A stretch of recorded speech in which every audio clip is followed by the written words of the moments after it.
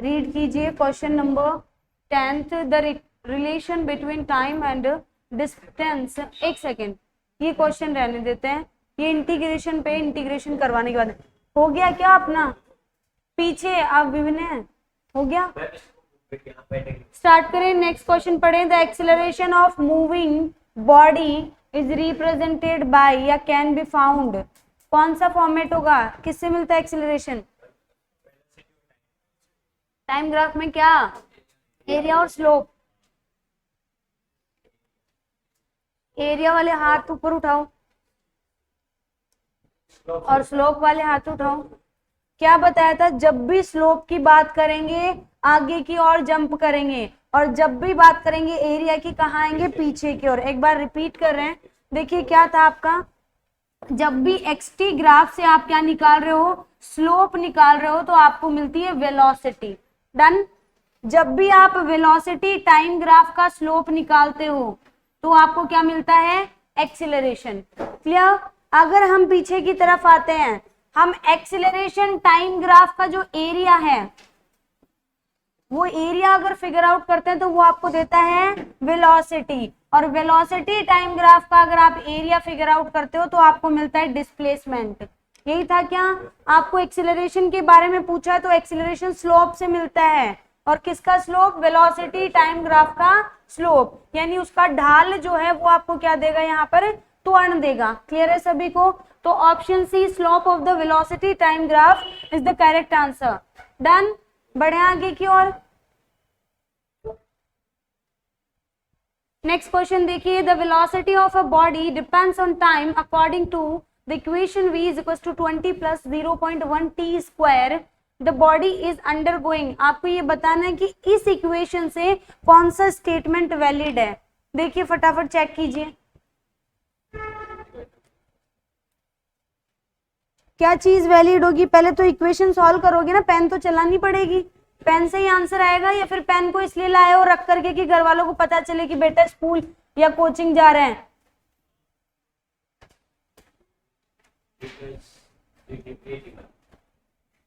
क्या है, A answer है।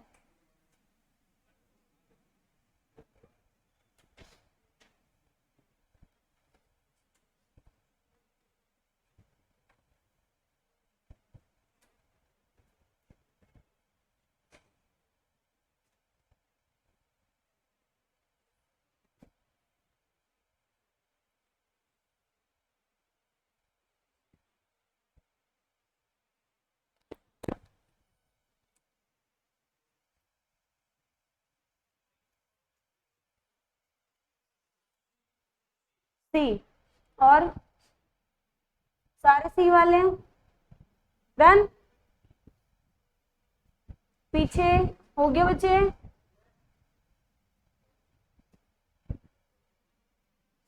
सी, सब सी पे हैं।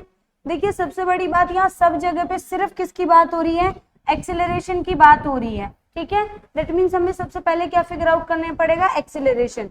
यहाँ से देखिए velocity is equal to 20 plus 0.1 t square आपको गिवन है। आप क्या निकालोगे, एक्सेलरेशन। क्या होता है एक्सेलरेशन, डिफरेंशिएशन ऑफ वेलोसिटी। जब भी आप वेग को समय के सापेक्ष क्या करोगे, अवकलित करोगे तो क्या मिलेगा, त्वरण मिलेगा। डिफरेंशिएट क्या, 20 कांस्टेंट है, उसका डिफरेंशिएशन 0। अगर हम बात करें 0.1 कांस्टेंट है, छोड़ दिया, आगे क्या बचता है आपका, टी स्क्वायर। टी स्क्वायर का क्या हो जाएगा, 2t, तो यहाँ से इंटू 2t करोगे तो 0.2t। यहाँ से एक्सेलरेशन आपको क्या मिल रहा है, 0.2t। That means A proportional क्या है, टी।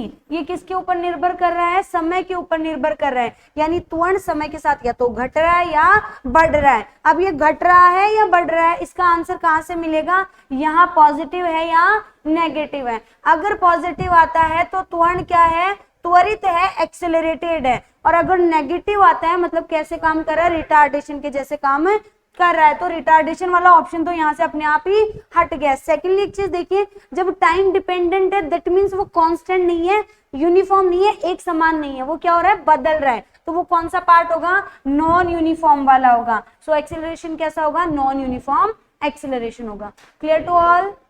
बढ़े, नेक्स्ट देखिए आपका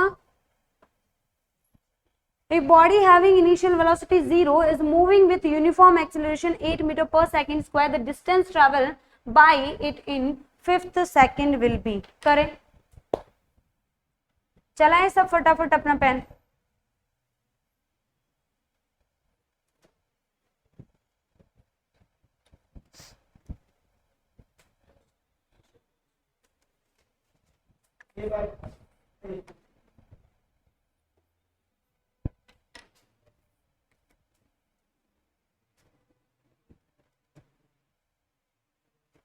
पेन अपना चलाओ, बाद में लास्ट में यहाँ करना ही है.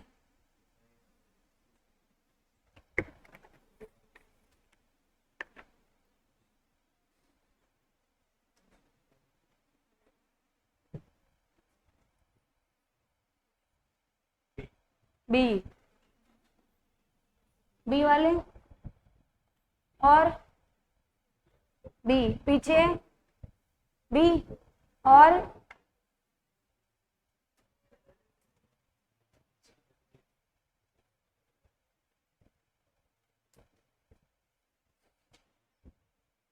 बी. क्या रहा? नन ऑफ दीज हैं? नहीं है रामदेव अभी. चलो कोई बात नहीं, बाद में जोड़े थे, कोशिश करो, वो बहुत है. बताओ क्या रहा विनय? सी. चलिए डी. Majority wins. वैसे तो बी पे आ रहा है, देखते हैं मेजॉरिटी विन कर रही है नहीं. यहाँ पे आपको दे रखा है इनिशियल वेलोसिटी 0 है, that means u is equal to 0. अभी आपका समय समाप्त हो गया, तो अपना थोड़ा सा ध्यान इधर करें. एक्सेलरेशन क्या दे रखा है? 8 मीटर पर सेकेंड स्क्वायर. आपको क्या निकालना है? t is equal to 5 second पर आपको डिस्प्लेसमेंट फिगर आउट करना है. प्लस इन्होंने एक वर्ड लिख रहा है फिफ्थ सेकेंड. क्या लिख रखा है? फिफ्थ सेकेंड, 5वें सेकेंड में. तो यहां से देखिए हमारे दिमाग में क्या आता है कि हमें क्या करना है? nthवें सेकंड पर डिस्प्लेसमेंट. तो यहाँ से nthवें सेकंड के अकॉर्डिंग, क्योंकि यहाँ ये नहीं लिख रखा 5 सेकंड. क्या नहीं लिख रखा? 5 सेकंड नहीं लिख रखा. यहाँ क्या लिख रखा? 5वां सेकंड. क्या डिफरेंस है ये ध्यान दें. अगर t is equal to 5 second लिख रखा है, दैट मीन्स एग्जैक्ट टाइम की बात कर रहे हैं. और यहाँ पे t is equal to 5th का मतलब है जब स्टार्ट किया उससे 5वां सेकंड. आ गया समझ में? इसलिए फॉर्मूला अलग अलग लगेगा यहाँ पे. तो s N is equal to क्या होता है? u plus a upon 2n minus 1. यही था क्या फॉर्मूला? यहाँ से देखिए इनिशियल आपका क्या हो गया? 0. So S N is equal to A का वैल्यू कितना दे रखा है? 8. 8 अपॉन 2 इंटू 2 इंटू 5 माइनस 1.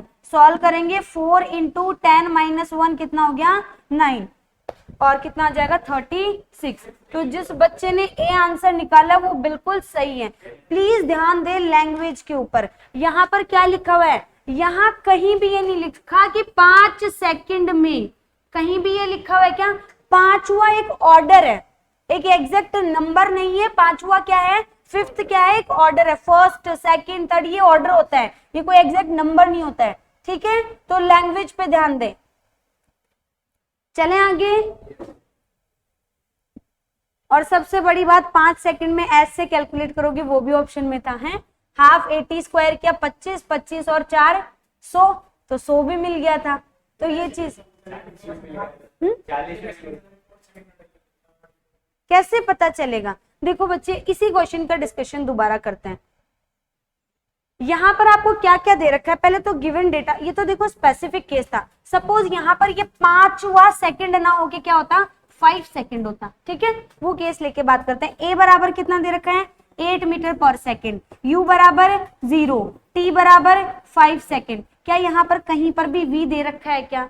नहीं. डिस्प्लेसमेंट के लिए 2 ही इक्वेशन है. s is equal to u t plus half a t square, और दूसरी है 2as is equal to v square minus u square. जब v दे ही नहीं रखा तो हम इक्वेशन यूज कर सकते हैं क्या? डेटा तो कंप्लीट चाहिए ना इक्वेशन में पुट करने के लिए. तो ये तो आपके लिए क्या नहीं है? यूजफुल नहीं है. तो आप ध्यान किस पे दोगे? जिसमें ये सब कुछ दे रखा है आपके पास में, और दे रखा है ना ये सब. लेकिन यहाँ पे तो केस ही बिल्कुल अलग था. क्या था केस? यहाँ पे टाइम नहीं दे रखा, टाइम का ऑर्डर दे रखा है. और टाइम के ऑर्डर के लिए एक 4th इक्वेशन आती है nthवें सेकंड वाली. ये वो सेकंड पे सॉल्व होगा. डन. करना चाहो कर सकते हो, बट वहां पे आपको इतना टाइम नहीं मिलेगा ना कि आप वहां से v is equal to u plus 80 करो। कर सकते हो, कोई गलत नहीं है ये, हाँ निकल जाएगा आराम से। ये देखो v इज इक्वल टू आप कैलकुलेट करोगे 0 प्लस 8 इंटू 5 कितना हो गया 40 आ गया क्या। अब आप इससे भी कर सकते हो, पर हमें तो वहां स्मार्ट वर्क करना है, ये थोड़ी है कि पूरी फिजिक्स ही लगा देनी है। डन, चले आगे की ओर।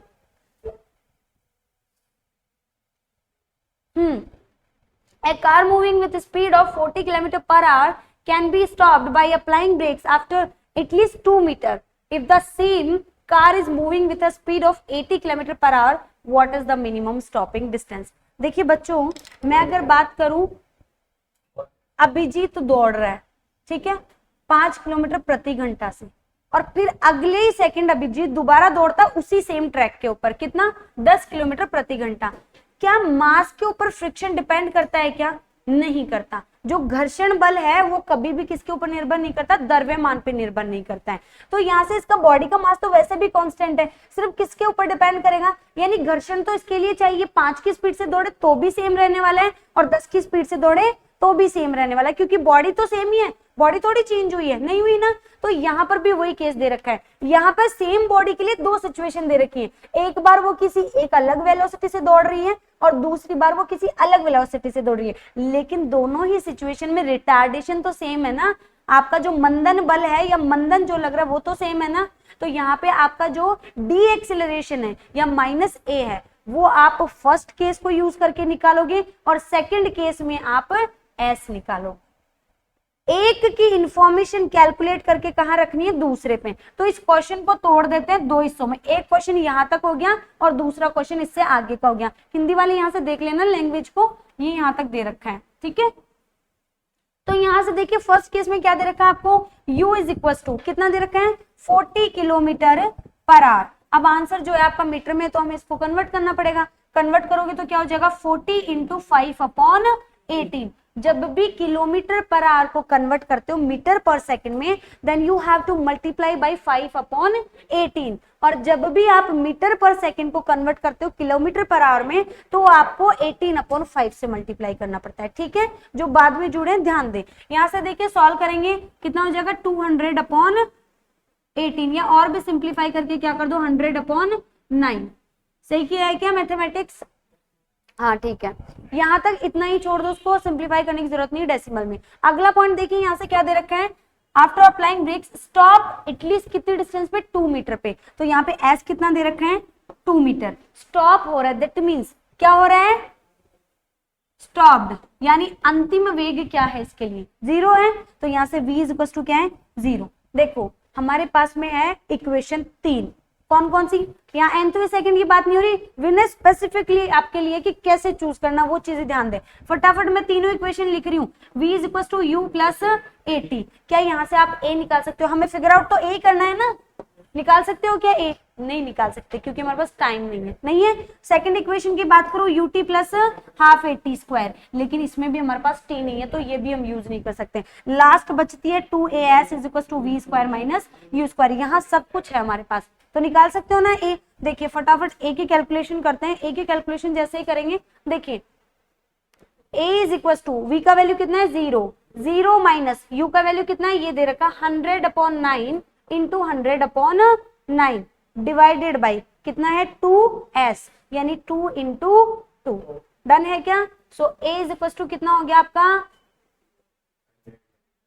Upon 81 into 4। ऐसे कैसे रख दूं, क्या कोई दिक्कत नहीं है, आप चाहो तो और सॉल्व कर लो। क्यों? क्योंकि आगे हमें इसे यूज ही करना है दोबारा। डन है सभी को, यानी इसके ऊपर रिटार्डेशन प्लस एक चीज ध्यान दीजिए, ये माइनस में आ रहा है ना, यानी क्यों, ये क्या कर रहा है रिटार्ड कर रहा है, रोकने का काम कर रहा है। अब सेकंड क्वेश्चन पे पार्ट पे स्टार्ट करते हैं। सेकंड क्वेश्चन क्या कर रहा है, इसी का सेकंड पार्ट है, if the same car is moving with the speed, अब उसकी स्पीड क्या है u 80 kilometre per hour, what is the minimum stopping distance. Stopping distance का again formula s is equal to क्या हो जाएगा u स्क्वायर अपॉन 2a हो जाएगा। क्या हमारे पास u है, क्या हमारे पास 2a है, क्या रख दें क्या वैल्यू, मैं यहीं पे कर रही हूँ, आप लोग देख लीजिएगा। u का वैल्यू कितना है 100 into 100 upon 9 into 9। Done. Denominator में क्या है 2 इंटू ए, रख दू 2 इंटू ए इंटू 2, ए का वैल्यू कितना है 100 इंटू 100 अपॉन 81 इंटू 4। डन, रख दे। यहां से देखिए इंटू कीजिए 100 इंटू 100 और डिनोमिनेटर में 81 इंटू 4, कहां चला जाएगा रेसिप्रोकेट होके 81 इंटू 4। ये दोनों आपस में क्या हो गया कैंसिल आउट, ये भी आपस में कैंसिल आउट और ये कितना हो गया 2। तो आंसर कितना आ रहा है आपका 2 मीटर। कितना आंसर आ रहा है 2 मीटर। इस सिचुएशन में भी स्टॉपिंग डिस्टेंस आपकी कितनी है 2 मीटर ही है। डन है क्या सभी को? हाँ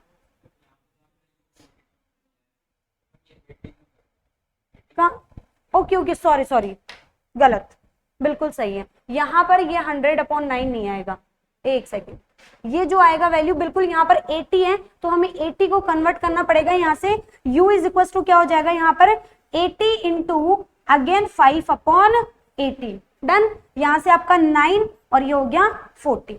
डन है, वहां पर भी हमने फिर कैलकुलेशन एरर की नहीं की, बिल्कुल सही है। ये हो गया 200/9, तो हमें ये वाला वैल्यू पुट करना, बिल्कुल सही पॉइंट है। यहाँ पे आपका क्या हो जाएगा 200 इंटू 200 और डिवाइडेड बाई 9 इंटू 9। ये तो आपस में कैंसिल आउट हो गया, यहाँ से 2 से ये 2 टाइम कैंसिल हो गया, 0 से 0 कैंसिल आउट हो गए। ये 4 इंटू 2 और ये कितना हो जाएगा 4 8, कितना आएगा 8 मीटर। डन, वेरी नाइस, ठीक है, क्लियर है सभी को? रिपीट करूं एक बार, क्या नेगेटिव बेचा किस चीज के लिए? स्टॉप करने के लिए। अगर आप नेगेटिव लोगे तो नेगेटिव भी बैलेंस हो जाएगा। कैसे हो जाएगा बैलेंस यहाँ पे नेगेटिव? अगेन मैं इस चीज को इक्वेशन को बनाती हूँ। s इज इक्वल टू कैसे है -u²/2a। यहाँ पे साइन जो होते हैं बेसिकली ऑपरेशन के लिए नहीं होते, डायरेक्शन के लिए होते हैं। अब यहाँ पे एक ही जगह क्या पुट करना है आपको -a, क्योंकि वैल्यू कितनी है माइनस में। जैसे ही पुट करूंगी न्यूमिनेटर में -u² है, डिनोमिनेटर में क्या हो जाएगा -2a। ये कैंसिल आउट, डिस्प्लेसमेंट कभी भी क्या नहीं होगा इस केस में नेगेटिव नहीं आएगा, ओवरऑल कैंसिल आउट होके क्या हो गया पॉजिटिव। डन, एग्जाम में इतना बड़ा करना पड़ेगा, बिल्कुल करना पड़ेगा अगर इतना लंबा क्वेश्चन है। देखिए अगर आप एक्सपेंड करके कर रहे हो, वेट अगर आप इसको एक्सपेंड करके कर रहे हो तो ये चीजें इतनी डिटेल में जा रही हैं। अब वहां पे आप ये तो करने नहीं बैठोगे ना कि कैसे करते हैं। अब देखो एग्जाम में करने का तरीका, कैलकुलेशन का स्टेप तो यही है पूरा एज इट इज। आप क्या करोगे, ये 1 बाई 1 लेने से बजाय आप सीधा यहाँ से इसको क्या कर दोगे, ये 40 इंटू आपका कितना हो गया 5/18। काटो मत, ऐसे का ऐसे रख दो, ठीक है। यहाँ से देखिए ये सीधा क्या हो जाएगा आपका 80 इंटू 5/18। अब हम बात करते हैं ए निकालना है। अब वो तो मैंने आपको स्टेप बताए कैसे लिखना है, ए आपको डायरेक्ट पता होना चाहिए। ए इज इक्वल टू क्या हो जाएगा -u²/2s। हो गया क्या, फटाफट वैल्यू रखो, -u² की जगह क्या हो जाएगा 40 into 5/18 into 40/5 into 18 divided by कितना है आपका 2s, और 2s कितना हो गया 4 हो गया। डन है क्या, पहला स्टेप कंप्लीट। सेकंड स्टेप में दोबारा वो प्रोसेस थोड़ी लिखोगे फॉर्मूला कैसे बन रहा है, तो वहां से सीधा आपका s इज इक्वल टू क्या हो जाएगा वही -u²/2a। डन है, अब माइनस के ऊपर नहीं जाना हमें, क्योंकि माइनस किसके लिए, सिर्फ डायरेक्शन के लिए। फटाफट ये एज इट इज वैल्यू आपको रखनी है, आपको कुछ नहीं करना। अगर आपको स्टेप ही सेव करनी है, ये आपका ए कहाँ आ रहा है, डिनोमिनेटर में आ रहा है क्या, सीधा आप क्या करो इसी के अंदर लगाओ और इंटू में 2 लगाओ और ऊपर की तरफ क्या है u², और u² की जगह क्या रख दो 80 इंटू 5/18 इंटू 80 इंटू 5/18। ये तो करना है। स्टेप बची कि नहीं बची? आप इतनी कैलकुलेशन थोड़ी करोगे भाई, आपको सीबीएसई का पेपर थोड़ी लिखना है जिसमें नंबर मिलने वाले हैं। आप सीधा कैलकुलेशन देखो, कैलकुलेशन मस्ट भी आपकी क्या होनी चाहिए कि करेक्ट हो, ये चीज का ध्यान रखें। यहीं से सारा काट पीट दो, यहीं से सारा काट पीट दोगे, ये इसका 2 टाइम कट हो जाएगा, यहाँ से ये अगेन 2 टाइम कट हो गया, ऊपर चला जाएगा। बस इतनी सी कैलकुलेशन आपको करनी, तो वो तो स्टेप, हाँ फॉर्मूला तो एज इट इज आपको लेने ही पड़ेंगे, और इसका कोई शॉर्टेस्ट मेथड मैंने तो देखा नहीं। चले,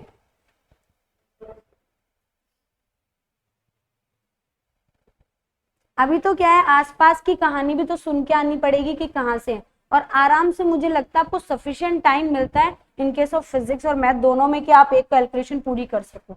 इतना टाइम तो मिलता है या नहीं मिलता, इसीलिए कहा जाता है पेन चलाओ।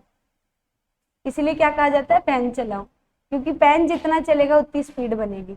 देखिए यहाँ से a body start from rest, what is the ratio of the distance travel by the body during the 4th and 5th second। आपको सिंपली इसका प्रोसेस देखो, यहाँ पे क्या लिखा हुआ है nth लिखा हुआ ना, th लिखा हुआ है लास्ट में, यानी ये भी क्या है टाइम का ऑर्डर है। क्या नहीं है टाइम का, यहाँ पे एग्जैक्ट वैल्यू नहीं है, सिंपली आपको रेशियो निकालना है। यहाँ देखिए 4 रेशियो 3rd, ऐसे निकालना है, यानी S4/S3। अब देखिए मैं पूरा डिटेल में नहीं जा रही हूँ, हिमांशु ध्यान देना इधर। अभी हम क्या करेंगे, वो एग्जाम में कैसे आपको पेज बचाने हैं या कैसे टाइम बचाना है, सीधा फॉर्मूला रखो। कहां से स्टार्ट हो रही है, रेस्ट से। यू लिखा जाएगा क्या, नहीं। a/2 दोनों के लिए सेम होगा क्या, तो a/2 लिखा जाएगा क्या, नहीं। वो चीजें आपके दिमाग में आनी चाहिए। वहां पे सीधा सिर्फ 2n-1 अपॉन, यानी 2n की जगह भी क्या लिखना है, सीधा 4, 2 × 3-1, बस इतनी सी कैलकुलेशन होगी। वो चीजें आपको वहां पर बार बार करने पे आएंगी। फॉर्मूला क्या था, u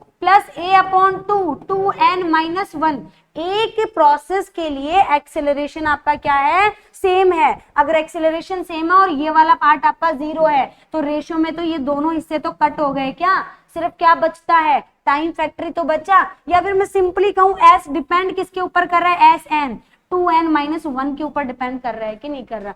ये मैं क्यों नहीं बताया अभी तक, जहां पे रेशियो वाले रिलेशन आएंगे वो बताए जाएंगे। ये क्यों नहीं बताया जाता, अगर आपको स्पेसिफिकली अलग अलग केस दे रखे हो, तो उस सिचुएशन में एक्सेलरेशन अगर अलग अलग दे रखे हो, तो आप ये नहीं कि आप इसी को फॉलो करने लग जाओ, इसलिए बताई जाती है। तो ये चीजें आप करने लग जाओगे तो अपने आप आएंगी। सीधा रख दिया, कितना हो गया, 8-1 कितना हुआ, 7, 6-1 5, बस कुछ नहीं करना पड़ा, एक लाइन में आंसर आ गया। अगर हम डिटेल में जाते तो पहले फॉर्मूला बताते फिर रखते, अभी तो क्लास का पार्ट है ना। चले, आए बच्चे समझ। नेक्स्ट देखिए आपका, a particle moves along a straight line such that its displacement at any time t is given by this meter, the velocity when the acceleration is 0। अब देखिए मैं ये पार्ट दो तरीके से बताती हूँ, आपको एग्जाम में कैसे क्रैक करना है 4 लाइन में, और प्रोसेस क्या है वो भी यहाँ पे। सबसे पहली चीज तो आपको क्या बता रखा है, उस टाइम पर आपको क्या निकालना है, वेलोसिटी, जहां पर एक्सेलरेशन क्या है, 0। सबसे पहले तो डिफरेंशिएट करके इसका एक्सेलरेशन और वेलोसिटी की इक्वेशन बनाओगे, बनेंगी फर्स्ट पार्ट में। हालांकि आप लोग कर सकते हो, फटाफट इक्वेशन बनाओ फिर आगे बात करते हैं।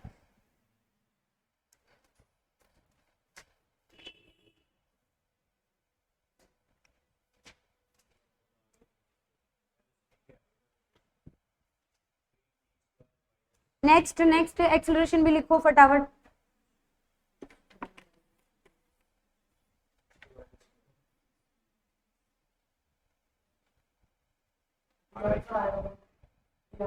ठीक है,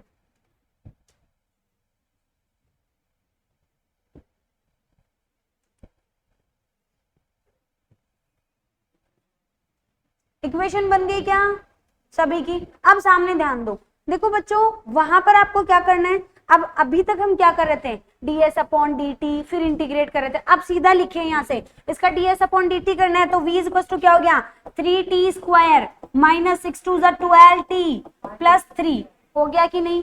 एक ही बात करेंगे तो a क्या हो गया, यहाँ से 6t - 12 हो गया क्या, बात खत्म। क्या कहा गया है, उस टाइम पर निकालिए जहां पर a = 0 है, तो यहां से a = 0 पुट करके t निकाल सकते हो क्या।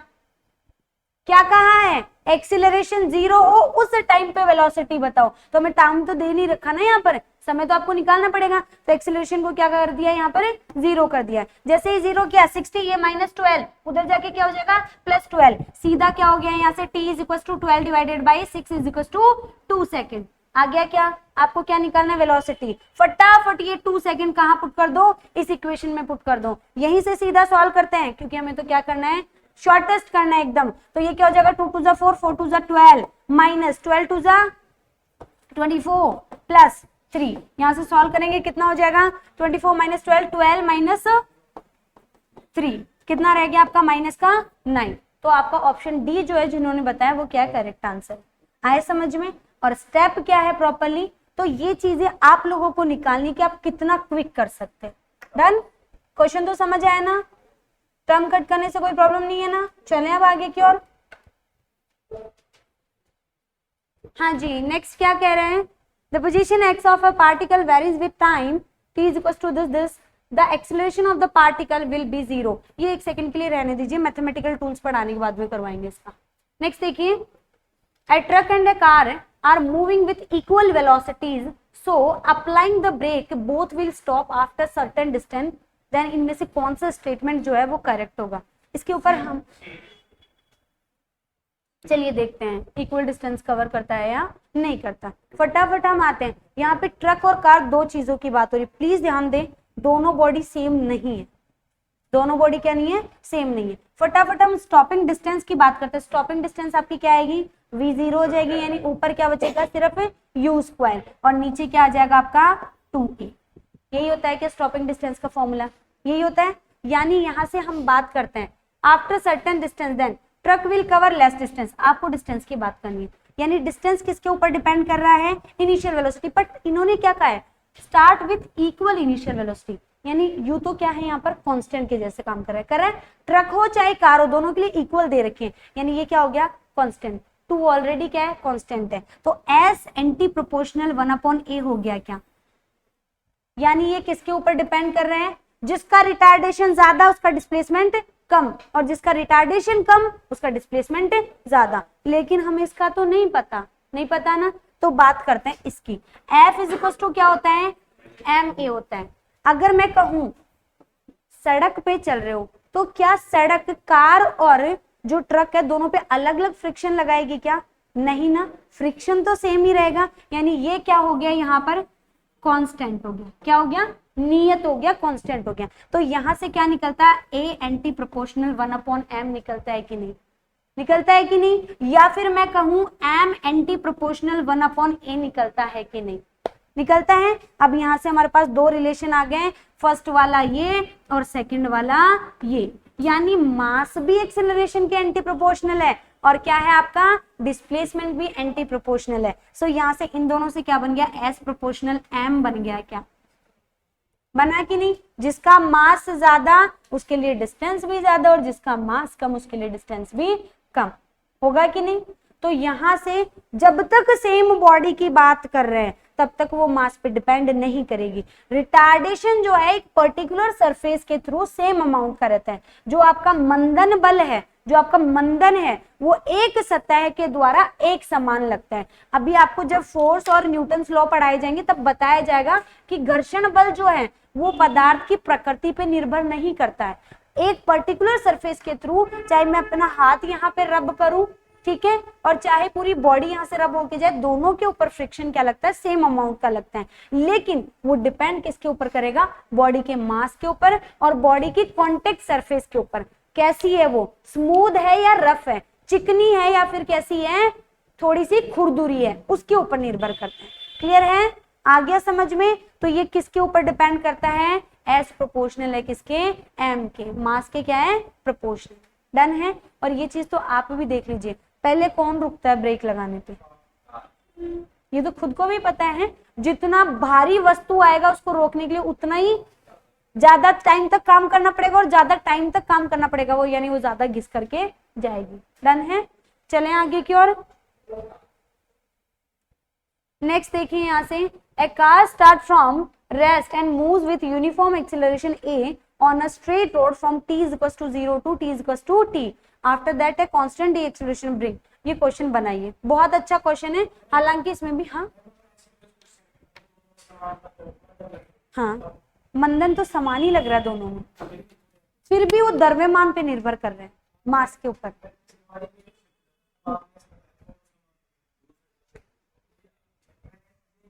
दोनों बॉडी समान डिस्टेंस कवर करेंगे।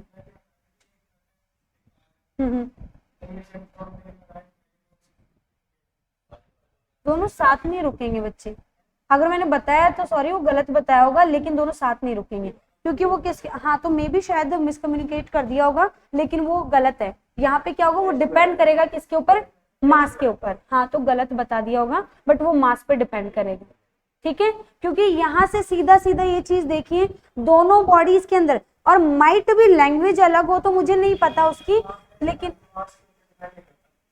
क्या फ्रिक्शनल फोर्स, अगर फ्रिक्शनल फोर्स की बात करोगे तो मास पे डिपेंड नहीं करेगा, और अगर सिर्फ ब्रेक की रिटार्डेशन की बात हो रही है तो रिटार्डेशन डिपेंड करेगा।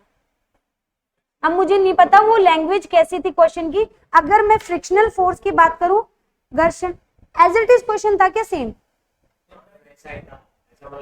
अगर घर्षण बल की बात होगी तो घर्षण बल द्रव्यमान पे निर्भर नहीं करते।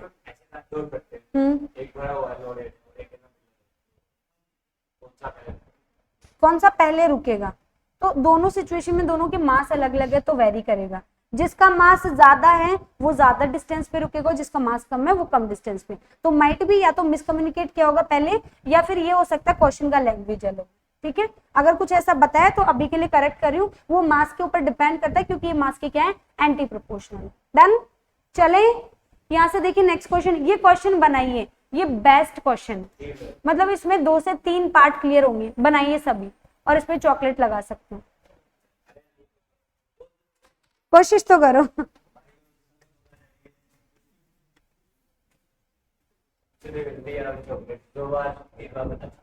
क्या पता इस क्वेश्चन से करने से काफी सारे टॉपिक्स क्लियर हो और आगे जाके तुम्हारा सिलेक्शन हो चॉकलेट से बड़ा है कि नहीं। बस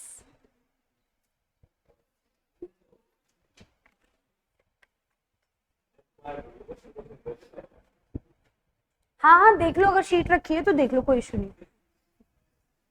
बनाओ फटाफट, फास्ट।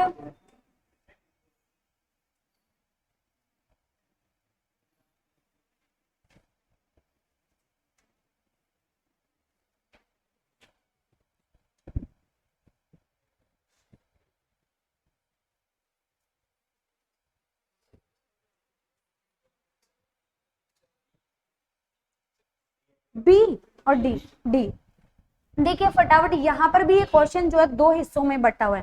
पहले केस में क्या कह रहा है, कार स्टार्ट होती है कहां से, रेस्ट से, that means u is equal to क्या है 0, moves with uniform acceleration, acceleration क्या दे रखा है a, on a straight road from t is equal to 0 to t is equal to t, after that a constant d acceleration. यहाँ तक एक part खत्म हो चुका है।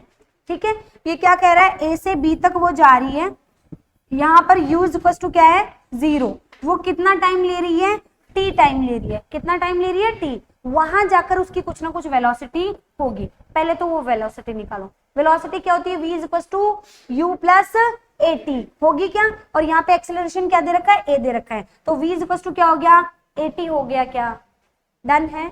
यहां से देखिए अगर मैं इस डिस्प्लेसमेंट की बात करूं, यहां से यहां तक जाने में इसने कितना डिस्प्लेस किया है, तो s is equal to ut plus half at लग जाएगा क्या। v square minus u square मैंने क्यों नहीं लगाया यहाँ पर, क्योंकि हमें टाइम डिपेंडेंट शो करना उसको। ठीक है, तो s is equal to ut plus half at square, a क्या है यहाँ पर, u क्या है यहाँ पर 0, तो s इज इक्वल टू क्या बन गया यहाँ पर 1/2 at स्क्वायर बन गया। क्या डन है, ये फर्स्ट पार्ट क्लियर। अब हम बात करते हैं इसमें जो डेटा है उसको यूज करना है। अब क्या कह रहे हैं, after that a constant D acceleration bring it. अब इसके बाद में क्या हो रहा है, एक एक्सेलरेशन स्टार्ट हो रहा है, डी एक्सेलरेशन, यानी वो क्या कर रहा है, यहां से आगे जाएगी तो उसको क्या करेगा, रोकेगा। अगर डी एक्सेलरेशन स्टार्ट हो रहा है तो इस प्रोसेस में आपको एवरेज स्पीड निकालनी है। क्या निकालनी है, एवरेज स्पीड। तो सबसे पहले तो इसको पूरा फॉर्म कर लेते कि कैसे हो रहा है। यहां से आगे गया सी, मान लो यहां जाते जाते डी एक्सेलरेशन की वजह से क्या हो गया है, रुक गया है। अगर यहां जाते जाते रुक गया है तो 0, हम कल भी इस क्लास में आएंगे, विनय यहां रहना। तो यहाँ पे फाइनली, हाँ फाइनली यहां तक आते आते वो क्या हो जाएगा, रुक जाएगा। और यहां से देखिए इस पॉइंट के लिए, इस सेकंड केस के लिए वेलोसिटी क्या है, स्टार्टिंग वेलोसिटी 80 है क्या, और लास्ट वेलोसिटी कितनी होगी 0। यहां से यहां तक हमें टाइम नहीं दे रखा, तो सपोज यहां से यहां तक जाने में टाइम कुछ और ले लो, इसको t1 ले लू, क्या ले लो। इसके लिए एक्सेलरेशन भी कुछ ना कुछ होगा, वो एक्सेलरेशन भी आपको नहीं दे रखा तो उसको भी a1 ले लो। ये अपनी नोटेशन के अकॉर्डिंग हमने यूज किया। डन। नेक्स्ट पॉइंट, यहां से डिस्प्लेसमेंट आपको फिगर आउट करना। देखो बेटा हम ये क्यों कर रहे हैं, क्योंकि एवरेज के लिए हमें क्या चाहिए, v एवरेज क्या है यहाँ पर, बेसिकली आपको total distance upon total time चाहिए। ठीक है, यानी यहां से यहां तक का डिस्टेंस, इसको सपोज S1 कंसीडर कर लेते हैं और ये S2 है, तो आपको क्या चाहिए, v एवरेज के लिए S1 plus S2 upon T1। First के लिए T1 क्या दे रखा है, कैपिटल T दे रखा है ना, और सेकंड के लिए हमने कुछ अज्यूम किया तो T प्लस T1। आपको ये इतना डेटा चाहिए इसको सॉल्व करने में, चाहिए कि नहीं, और ये आपका केस बन रहा है इस तरीके से। तो हम ये डेटा कलेक्ट करें क्या, पहले फर्स्ट स्टेप में जो चाहिए था वो मिल गया, क्या मिल गया। सेकंड स्टेप में देखिए, यहां से देखिए, यहां से स्टार्ट किया 80 से और फाइनल वेलोसिटी कितनी हो गई 0। यहां से देखिए आप यहां से क्या बनाते हैं, इसके लिए डिस्प्लेसमेंट इक्वेशन बनाते हैं। तो s इज इक्वल टू क्या हो जाएगा, ut plus half at square हो जाएगा क्या। तो यहां से जैसे s is equal to half at square आप इसको करते हैं, ये क्या हो जाएगा 1/2। a कौन सा आएगा, इसके वाला डी एक्सेलरेशन वाला, तो क्या आ गया A1 और t कौन सा आएगा, वही कौन सा जो इस टाइम ड्यूरेशन के लिए लग रहा है, तो यहाँ पे t1 स्क्वायर। डन है क्या, कोई प्रॉब्लम नहीं है यहाँ पर। लेकिन हमारे पास में a और t में कोई रिलेशन नहीं है हमारे पास। यहाँ पर हमने एक और इक्वेशन यूज की थी v निकालने के लिए, फर्स्ट इक्वेशन यूज की थी, वहां पर भी फर्स्ट इक्वेशन यूज कर दो। क्या है first equation, v is equal to u plus at, यही है क्या। यहाँ पे v क्या है, v डैश है क्या, है ना, u क्या है यहाँ पर, at है क्या, और यहाँ पे a1 सेकेंड एक्सेलरेशन क्या है, a1, और वो कैसा है, रिटार्डेशन कैसा है, नेगेटिव है, तो मैंने क्या रख दिया, माइनस, और a की जगह क्या आ जाएगा, a1, और t की जगह इस प्रोसेस वाला टाइम आ जाएगा क्या। डन है क्या सभी को। तो यहां से सेकंड इक्वेशन क्या बनती है आपकी, सेकंड इक्वेशन बनती है, जैसे आप सॉल्व करोगे, a1 t1 is equal to 80, बनेगी कि नहीं, 80 माइनस a1 t1, यही बनी ना। तो यहाँ से a1 t1 बराबर है किसके, 80 की। डन है क्या यहाँ तक, क्योंकि हमें ये पूरा डेटा एक टर्म में चाहिए, एक ही पॉइंट में चाहिए, वरना तो हमारे पास अननोन क्वांटिटीज बहुत सारी हो जाएंगी। इसलिए हम क्या कर रहे हैं, इनका रिलेशन बिल्ड कर रहे हैं। अब यहाँ से देखिए S1 हमारे पास नॉन डेटा क्या था, हमारा A नॉन था और T नॉन था, तो कोशिश ये करें कि ये सब कुछ किस में कन्वर्ट हो जाए, नॉन डेटा में कन्वर्ट हो जाए। डन, तो ये तो एज इट इज रहने दो, उसमें कोई छेड़छाड़ नहीं करनी, करते हैं किसमें, इसमें छेड़छाड़ करें क्या, इसमें छेड़छाड़। इस S को बनाते हैं हम क्या, 1/A1 T1 स्क्वायर। तो यहाँ से क्या A1 का वैल्यू रखा जा सकता है क्या, रख सकते हैं क्या। यहां से A1 जो है वो आपका कितना आ जाएगा, AT/T1 आ जाएगा क्या, निकल सकता है ना ये वाला डेटा। तो यहां से ये वैल्यू उठा करके, एक second,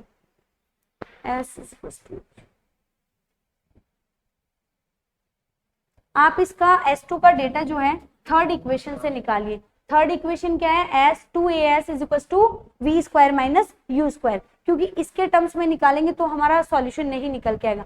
S2 is equal to क्या बन गया, u square minus v square, sorry v square minus u square upon 2a। यहां से देखिए v का वैल्यू कितना है, 0, माइनस u का वैल्यू कितना है, at, तो क्या बन गया, a square t square upon 2a, क्या लिखेंगे, 2a, और a का वैल्यू कितना आया है, ये आया है क्या, रख दें तो क्या हो जाएगा, 2 इंटू a1 की जगह क्या रख देंगे, at, और डिनोमिनेटर में है आपका t1। डन है क्या, यहाँ ऊपर a स्क्वायर t स्क्वायर है और नीचे at है, क्या एक 80 से एक 80 कैंसिल आउट हो जाएगा क्या, ये रिटार्डेशन में माइनस में आएगा तो माइनस से माइनस कैंसिल आउट हो जाएगा क्या। ओवरऑल S2 जो है ऊपर क्या बचता है, 80 बचता है, और नीचे क्या है 2, और डिनोमिनेटर में फिर से t1 है, वो t1 ऊपर चला जाएगा, क्या बन गया यहाँ से S2 AT/T1 अपॉन 2 बन गया क्या। क्लियर है क्या यहाँ तक सबको, रिपीट करो एक बार फटाफट, नहीं चले। तो यहाँ से S1 आपको मिल गया और S2 आपको मिल गया, और T और T1 दोनों टाइम आपके पास में। अब फटाफट हम बात करते हैं किसकी, एवरेज की। V average is equal to S1 कितना है, AT स्क्वायर अपॉन 2 है क्या, S2 क्या है आपका, AT/T1 upon 2। Done, divide by time क्या दे रखा है आपका, T प्लस T1। डन, अब यहां से क्या है, कुछ डेटा कॉमन आ रहा है क्या, आ रहा है क्या, क्या कॉमन आ रहा है, यहाँ से आपका AT कॉमन आ रहा है और अपॉन 2 भी कॉमन आ रहा है, अंदर क्या रह जाएगा, T प्लस यहाँ से रहेगा T1 upon T plus T1, यहाँ से ये दोनों कैंसिल आउट हो जाएंगे, क्या रह जाएगा, AT अपॉन 2। अब आप ये कहेंगे कि मैम यही क्यों दिमाग में लगाया, हम इससे करते तो क्या गलत आंसर आता क्या, नहीं, उससे भी आंसर सही आता, लेकिन उससे जो आंसर आता वो ऑप्शन में अवेलेबल नहीं है, तो यहाँ पर इसका कोई शॉर्टेस्ट मेथड नहीं है। एग्जाम में आपको दोनों चेक करने पड़ेंगे, मे बी वो आपको सेकेंड इक्वेशन से रिजल्ट दे रखा हो और मे बी थर्ड इक्वेशन के अकॉर्डिंग रिजल्ट दे रखा हो, और यहाँ पर जो था आपका किसके अकॉर्डिंग था, थर्ड इक्वेशन के अकॉर्डिंग रिजल्ट था। सो 80/2 जो ऑप्शन सी है वो आपको क्या मिलता है, आंसर में मिलता है। बहुत कम चांसेस होते हैं ऐसे कॉम्प्लेक्स क्वेश्चन डालने के, लेकिन फिर भी 25 में से 2 या 3 तो ऐसे आएंगे ही आएंगे। कोशिश ये रहे कि आप क्रैक करें, नहीं रहते तो कुछ चीजें छोड़ने की भी होती। चले आगे की ओर, ये क्लियर है क्या सभी को, या रिपीट बताऊं, क्लियर है सभी को। एक क्वेश्चन और लेते हैं, उसके बाद में कोई टॉपिक स्टार्ट करते हैं। The distance of a particle is proportional to the cube of time फटाफट बताइए क्या होगा, ये टाइम के प्रोपोर्शनल है, टाइम क्यूब के, x प्रोपोर्शनल है t क्यूब के। How does the acceleration of the particle depend on the time, ये टाइम के कैसे डिपेंड करता है, विस्थापन समय की तृतीय घात के समानुपाती है। तो आपको त्वरण के बारे में बताना है, कुछ नहीं करना, सिंपली आप इसका डबल डिफरेंशिएशन कर दोगे, करोगे फर्स्ट टाइम करोगे तो 3t स्क्वायर और सेकेंड टाइम करोगे तो कितना आ जाएगा 6t आ जाएगा, यानी ये क्या है t के प्रोपोर्शनल है, एक किसके प्रोपोर्शनल है t के प्रोपोर्शनल है, डन। यानी ये किसके ऊपर निर्भर कर रहा है b, a proportional t, done है। ऑप्शन में है क्या 2, ऑप्शन में कहाँ है 2t, आपके आंसर में 6t आ रहा है, 2t आया क्या 6t।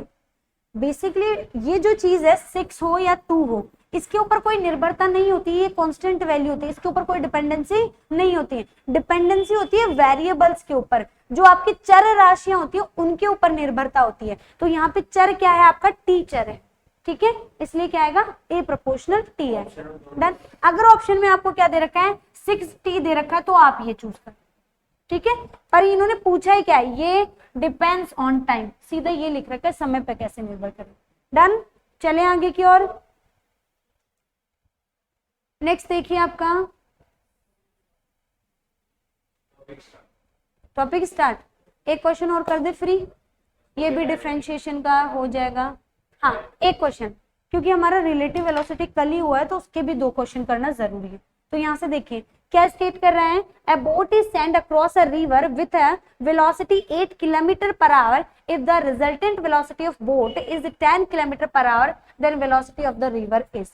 आपसे क्या पूछा है यहाँ पे, रिवर का वेग पूछा है। अब ये क्वेश्चन डालने का रीजन क्या है, सिंपली हम ये भी डाल सकते थे what is the relative velocity of boat with respect to river, लेकिन इस क्वेश्चन में 2 पॉइंट क्लियर है। देखिए फटाफट मैं कोई एक रैंडम एग्जांपल देके बताती हूँ, सपोज रिवर आपकी इस तरफ जा रही है, या फिर क्वेश्चन में भी मेंशन कर रखा होगा, नहीं दे रखा, कोई डायरेक्शन नहीं दे रखा, तो हम ये मान लेते हैं रिवर इस तरीके से जा रही है और बोट जो है वो आपकी इस तरीके से जा रही है, ठीक है।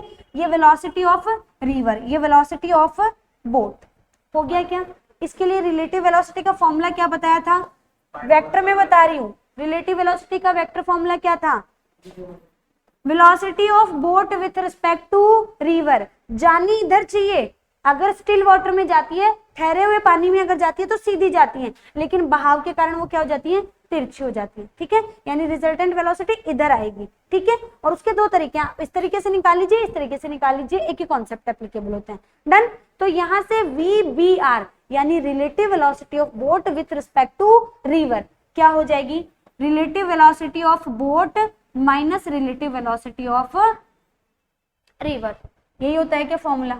ये तो कब होता है वेक्टर में, क्या यहाँ वेक्टर दे रखा है क्या, नहीं दे रखा, आपको क्या चाहिए मैग्नीट्यूड चाहिए, तो मैग्नीट्यूड में आपका फॉर्मूला क्या हो जाएगा, VBR square is equal to VB square plus VR square, यही था क्या। और आपने ये नहीं लिखा होगा तो आपने वहां पर ये लिखा होगा रूट, यही था क्या।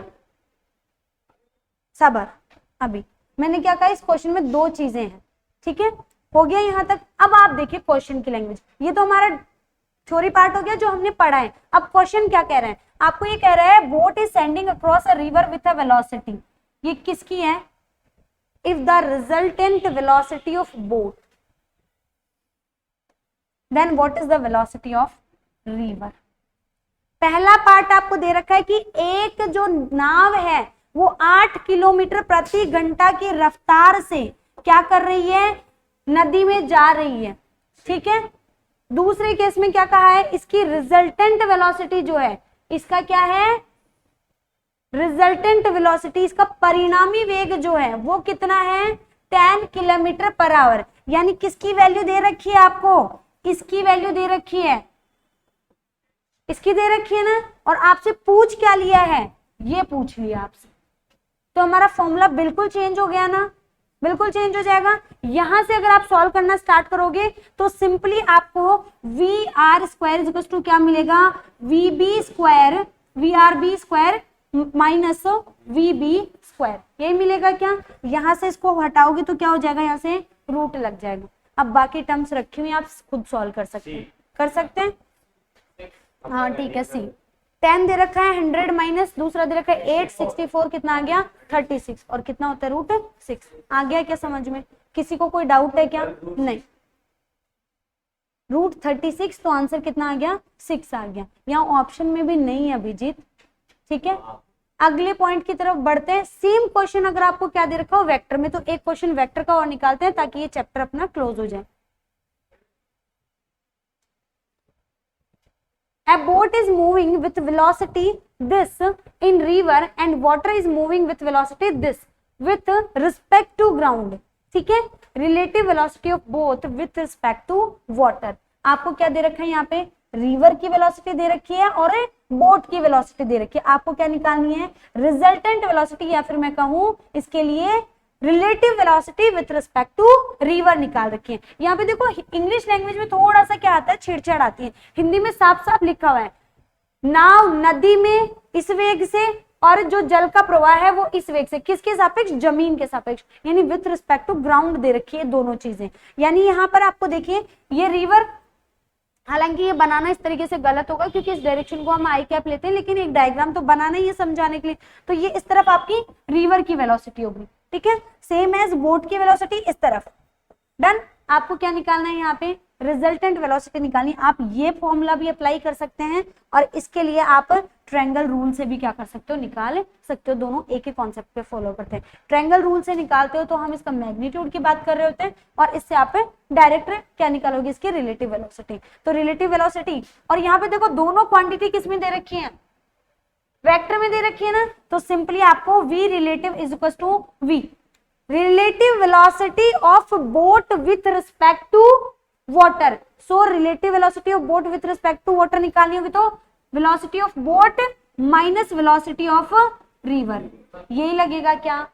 सारा वेक्टर डेटा दे रखा है, रख दें। यहां से देखिए बोट के लिए क्या दे रखी है velocity 3i cap plus 4j cap minus अगला टर्म क्या दे रखा है -3i cap minus 4j cap. आप सिंपली सॉल्व कर दोगे, i से i एड सब्ट्रैक्ट होता है j से j। ये क्या हो गया आपका 6i और 8j कैप, ठीक है। सो यहाँ पे आपका आंसर क्या आ जाएगा 6i कैप और प्लस 8j कैप। क्लियर है? इस तरीके के क्वेश्चन में कोई प्रॉब्लम नहीं है क्या? मैग्नीट्यूड पूछेंगे, यहाँ से मैग्नीट्यूड इजी हो जाएगा। कैसे हो जाएगा? अभी तो हमें वेक्टर मैग्नीट्यूड निकालना है। कैसे? 36 प्लस 64 कितना आ गया 10 आ गया क्या? डन है। चलें आगे की ओर। एक लास्ट क्वेश्चन, वैसे भी ऑलमोस्ट क्लास हो चुकी है, आज नहीं होगा नया टॉपिक। ये वाला क्वेश्चन भी लेते हैं, रुकिए। अगेन आपको बोट की डायरेक्शन पूछी है। जो रिलेटिव वेलोसिटी उसमें 3 पार्ट ऐड होते हैं। आपको रिलेटिव वेलोसिटी पूछ सकते हैं या उसकी normal velocity with respect to ground पूछ सकते हैं या फिर उस पर्टिकुलर ऑब्जेक्ट की डायरेक्शन पूछ सकते हैं। अम्ब्रेला की डायरेक्शन या बोट की डायरेक्शन आपसे पूछी जा सकती है। अब यहाँ पे देखो क्या दे रखा है, river is flowing from west to east. आपकी रिवर इस तरीके से फ्लो कर रही है, ठीक है। अगेन दे रखा है स्पीड दे रखी है कितनी है 5 मीटर पर मिनट।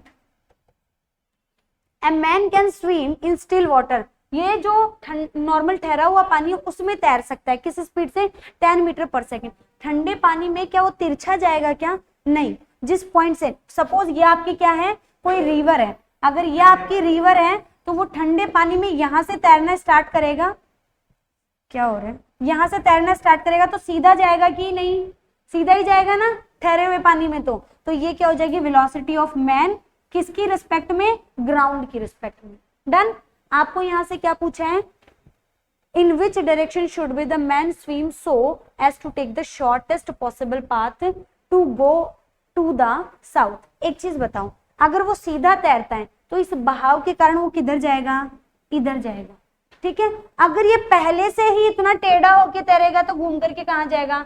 सीधा आ जाएगा ना। शॉर्टेस्ट पाथ लेने का यही तरीका होगा। एक बात ध्यान देना, अगर वो पहले से ही इतना टेढ़ा तैर रहा है तो इस बहाव के कारण वो कैसे हो जाएगा? ऐसे हो जाएगा ना। हो जाएगा? आ गया समझ में? चाहे आप ये कैलकुलेट करो चाहे ये कैलकुलेट करो, बात एक ही। डन है। यहाँ से आपको ये थीटा फिगर आउट करना है। आपको इसका वैल्यू दे रखा है और इसका वैल्यू दे रखा है। क्या है ये दोनों डेटा आपके लिए नॉन है क्या? यहाँ से एक ट्रायंगल फॉर्म बन रहा है ना, ट्रायंगुलर फॉर्म बन रहा है।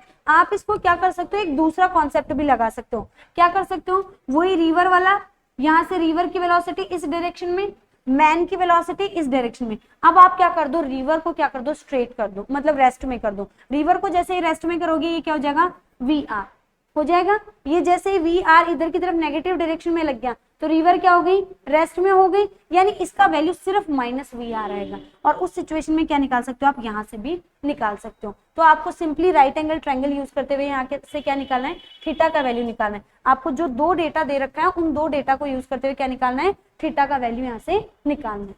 तो थीटा क्या हो जाएगा 5/10, और 5/10 किस पे वैल्यू होती है वो आप फिगर आउट कर लो। क्लियर है, डन। चले आगे की ओर। एक क्वेश्चन और बचता है जो अभी तक हमने नहीं लिया है।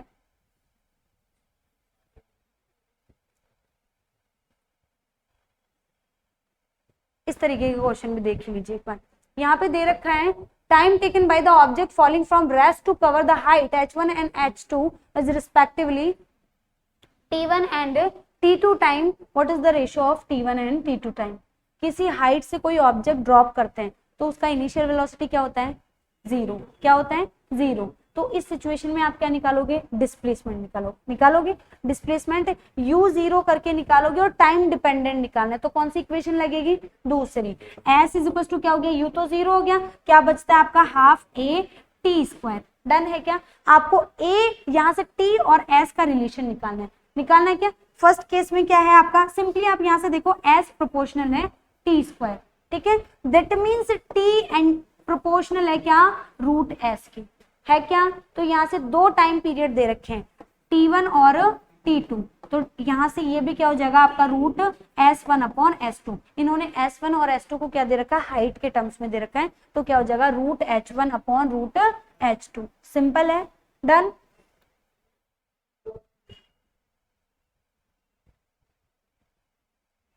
सेम क्वेश्चन हम क्लास के ड्यूरिंग में भी कर चुके हैं। आपको nth वे सेकेंड डिस्प्लेसमेंट चाहिए, बताइए फटाफट एक सेकेंड में।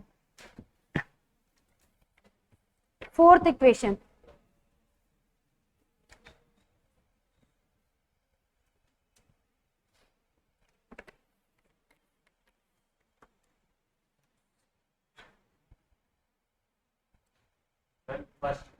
फर्स्ट, ठीक है। देखिए क्या कह रहा है, आपको दे रखा first second and third second में हमें S1 ratio S2 ratio S3 निकाल। सिंपल दैट, जो फॉर्मूले की अगर बात करें तो क्या हो जाएगा U/A/2 2n-1, यही होगा क्या, इन सबका रेशियो। अब यहाँ पे देखो U तो क्या है आपका, जीरो है, और A की जगह क्या आ जाएगा G/2 भी क्या हो गया, कांस्टेंट हो गया। तो रेशियो क्या बनता है 2 × फर्स्ट -1 रेशियो 2 × 2 -1 रेशियो 2 × 3 -1। मैथमेटिक्स से आप लोग सॉल्व कर लेंगे, यहाँ से क्या हो जाएगा 1 और यहाँ से सॉल्व करेंगे 3, वहां से आ जाएगा आपका कितना, डन। क्लियर है,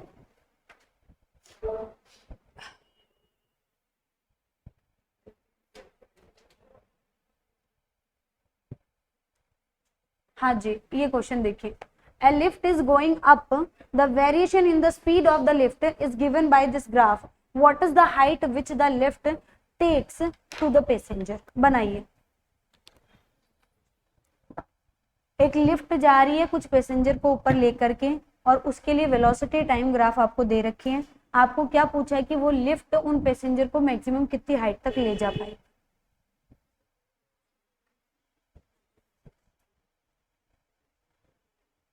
चलाए दिमाग, क्या कॉन्सेप्ट लग सकते हैं, वेलोसिटी, यहाँ लिखा हुआ है वेलोसिटी, ठीक है। ये वो हो रखा है थोड़ा सा ब्लर, वेलोसिटी मीटर पर सेकंड में दे रखी है, ठीक है। हिंदी मीडियम वाले ज्यादा बेस्ट है, वो वेलोसिटी बोलने पे ये भी नहीं कहते मैम क्या होती है वेलोसिटी। इतने दिन बाद सुन रहे हो वेलोसिटी वेग, वेलोसिटी वेग, अब तो सारी चीजें बराबर सी हो गई। हो गया क्या, क्या कह रहे हैं, वेलोसिटी वेग होता है तो पूछ लिया करो तुम भी, है। चलो आओ फटाफट, यहाँ किसी को रॉन्ग और राइट प्रूव करने की बात नहीं है। मुझे नहीं लगता कि इतने डम हो आप लोग कि एक टर्म को हम 1000 बार यूज करें उसके बाद में भी अगर ये सिचुएशन है तो फिर तो थोड़ा मुश्किल है। हो गया क्या क्वेश्चन, हो गया? क्या कॉन्सेप्ट लगेगा अभिजीत, बताएं? वही नहीं समझ में आ रहा अभी तक। वेलोसिटी टाइम ग्राफ से डिस्प्लेसमेंट कैसे निकाल सकते हो? बस इतना सा ही सोचना था ना, करो निकालो। तो फिर कैसी शेप दे रखी है? ट्रेपेजियम दे रखा है ना, चतुर्भुज दे रखा है ना। अब चतुर्भुज ही होता होगा हिंदी में। अगर चतुर्भुज नहीं समझ में आता तो सिंपली यहाँ से देखो, इसको 3 हिस्से में सामने वाले ने भी तोड़ के दे रखा है, एक ट्रायंगल, दूसरा रेक्टेंगल और थर्ड ट्रायंगल। या फिर सिंपली आपको फॉर्मूला पता होना चाहिए, 1/2 sum of the parallel sides into height, यानी समानांतर भुजाओं का योग गुणा उनके बीच की दूरी। तो यहां से इसका नाम रख लो OABC। ये तो पता चल गया ना, वेलोसिटी टाइम ग्राफ का एरिया क्या देता है? डिस्प्लेसमेंट। और आपको डिस्प्लेसमेंट ही निकालना है ना। तो यहां से सिंपली इसका एरिया फिगर आउट करो। या तो आप ट्रेपेजियम का एरिया निकालोगे, क्या हो जाएगा ट्रेपेजियम का एरिया? 1/2 इंटू पैरेलल साइड्स कौन सी है? AB और OC। तो AB plus OC into height क्या हो जाएगी? इनमें से कोई एक हाइट कंसिडर कर लो, इसको E ले लो, ठीक है, AE। हो गया क्या? या सिंपली आप 3 हिस्सों का निकाल लो, क्योंकि हमें ट्रेपेजियम का तो याद नहीं रहेगा तो हमारे पास में पहला क्या दे रखा है? त्रिभुज, दूसरा आयत और तीसरा त्रिभुज। डन है? तो यहां से अगर आप चाहो तो उससे निकाल सकते हो। ये हो जाएगा 1/2 इंटू बेस कितना है इसका? 2, हाइट कितनी है इसके लिए? 3.6 प्लस सेकंड केस में देखिए अगेन कितना हो जाएगा?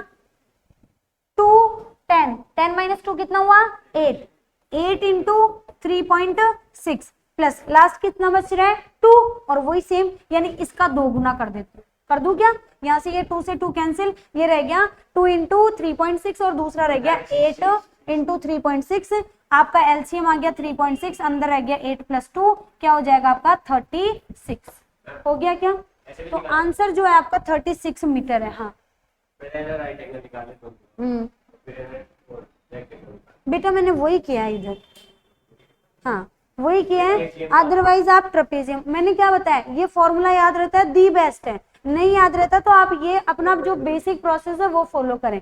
तो यहाँ से 1/2, यहाँ से भी करोगे तो पैरेलल साइड ये कितनी होगी? 10 माइनस 2 8 प्लस दूसरी पैरेलल साइड कितनी है? 12 इंटू इनके बीच की हाइट।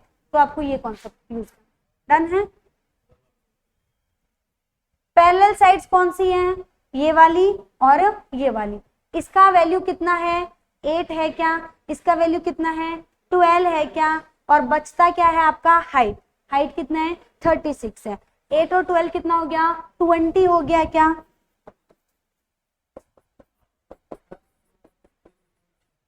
हो जाएगा।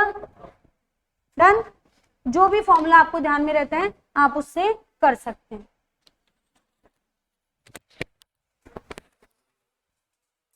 सच में इतना कॉम्प्लिकेटेड है क्या कि आप लोगों को वेलोसिटी और रेट में भी प्रॉब्लम आती है? सिर्फ जर्नल में बच्चे पढ़ रहे हैं, इतनी प्रॉब्लम आती है कि आगे में कैसे वेलोसिटी को प्रूव हो रहा है? बताओ आगे कैसे तो करना चाहिए? इतना नहीं या फिर मान लो कभी नहीं समझ में आया कि अचानक से ब्रेक क्या वो समझ में आया, फिर आप ऐसे नहीं करो क्या हो रहा है, क्या वेलोसिटी को तो नहीं करते तुम लोग, और अगर इतने नोट्स तो बस क्लास में, ठीक है? नोट्स में